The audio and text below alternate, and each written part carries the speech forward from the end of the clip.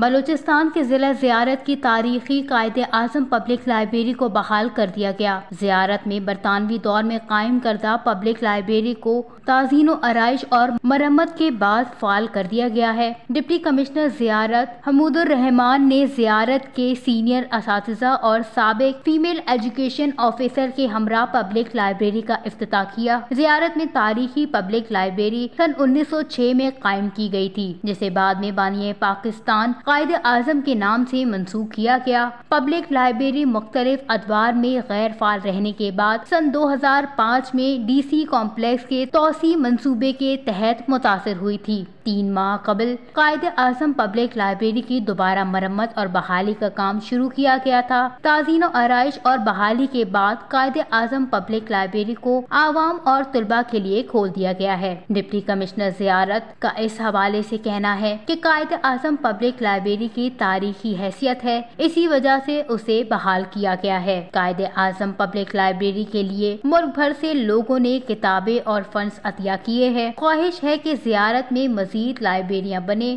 لوگوں کی دلچسپی کتابوں میں ہو۔ وش نیوز، زیارت۔